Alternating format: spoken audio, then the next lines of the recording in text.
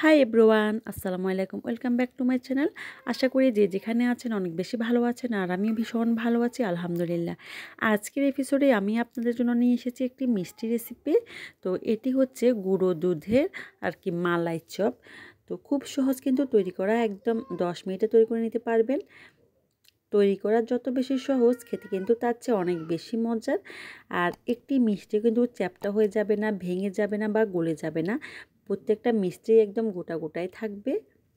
দোকান থেকে মিষ্টিগুলো না কিনে আপনারা এখন থেকে বাসায় খুব মজার মজার মিষ্টি নিজের হাতে বানিয়ে কিন্তু খেতে পারবেন। এতটাই মজা, আর তৈরি করা এতটাই সহজ।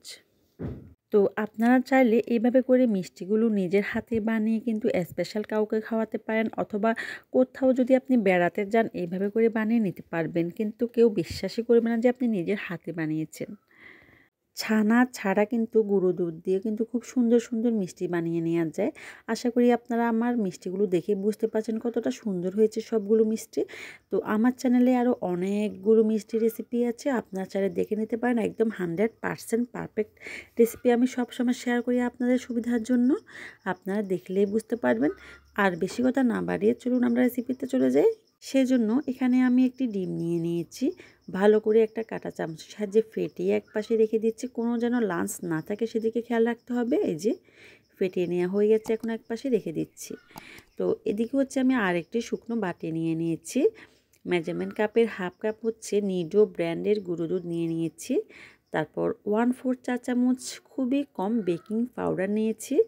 তারপর 1 চা চামচ ঘি নিয়ে নিয়েছি। নিয়ে খুব ভালো করে হাত দিয়ে ডলে ডলে মেখে নিচ্ছি।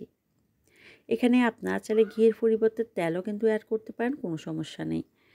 তেল, ঘি, বাটার যেটাই থাকে না কেন সেটাই আপনারা অ্যাড করতে পারেন। এই তো মেখে নেওয়া হয়ে গেছে, যখন মুট করেছি দলা পেকে গেছে। এখন হচ্ছে ডিমগুলো অ্যাড করে দিচ্ছি। সবগুলো ডিম একসাথে দিয়ে দিয়েছি।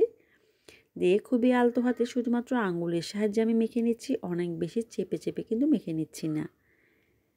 অনেক বেশি চেপে চেপে কিন্তু মেখে নেওয়া যাবে না।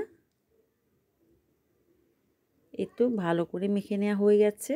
মিষ্টি বানানোর সময় একটা কথা খেয়াল রাখতে হবে যে ব্র্যান্ডের গুঁড়ো দুধ নিতে হবে। আপনি যদি মাক্স, ডিপ্লোমা বা অন্য অন্য যদি গুঁড়ো দুধ নেন তাহলে কিন্তু হবে না। ডানো অথবা নিডো এই গুঁড়ো দুধ দিয়ে কিন্তু খুব ভালো হয় আর কি মিষ্টিগুলো।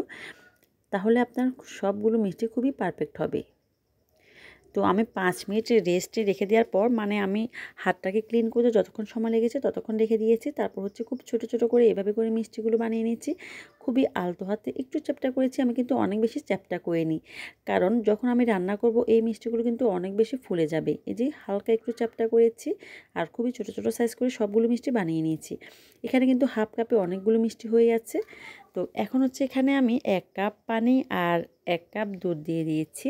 তারপর 2টি এলাচ দিয়ে দিয়েছি, 1/3 কাপ চিনি দিয়ে দিয়েছি। দিয়ে জাল দিয়ে নিচ্ছি। যখন বলক এসে যাবে তখন হচ্ছে সবগুলো মিষ্টি দিয়ে দিতে হবে। এখানে পানি আর দুধ অবশ্যই অ্যাড করতে হবে, না হলে এই যে ঘন দুধ দেওয়ার কারণে কিন্তু মিষ্টিগুলো ভালোভাবে ফুলবে না। তো দুধটাকে একটু পাতলা করার জন্য হচ্ছে এখানে পানিটা দিতে হবে আর কি। এই মিষ্টিগুলো বানানোর রিজনটাই হচ্ছে এরকম। এই তো সবগুলো মিষ্টি দিয়ে দিচ্ছি একসাথে। চুলার আঁচটাকে মিডিয়াম আঁচে রেখে দিচ্ছি।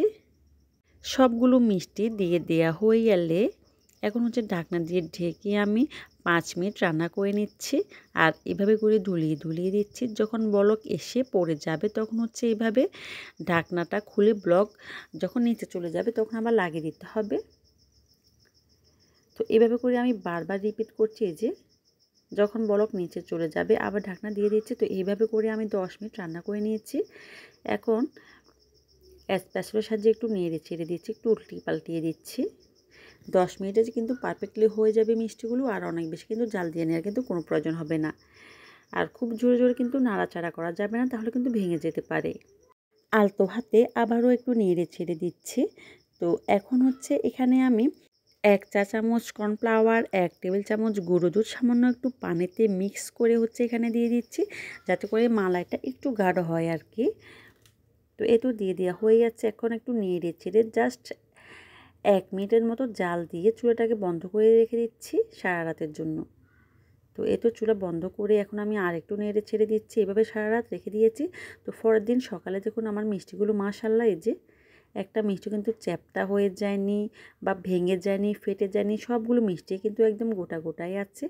আর মালাইটা কিন্তু খুবই গাঢ় হয়েছে আর কি। এইভাবে মালাইটা গাঢ় করার জন্য এই টেকনিক অবশ্যই ফলো করবেন।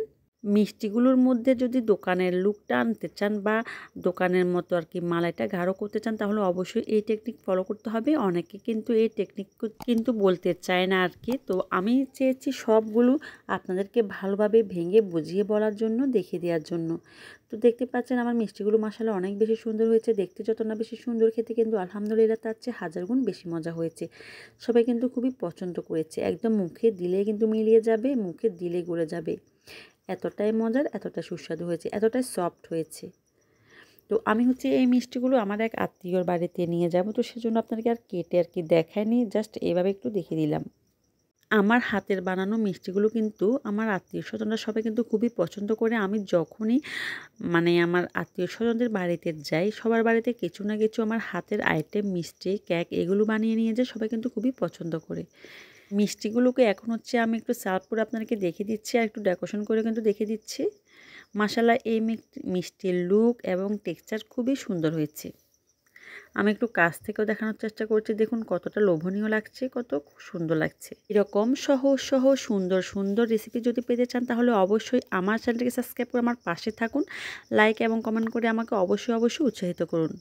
আমার মিষ্টি রেসিপিগুলো 100% পারফেক্ট রেসিপি। আজকের মতো বিদায়। আসসালামু আলাইকুম। আল্লাহ হাফেজ।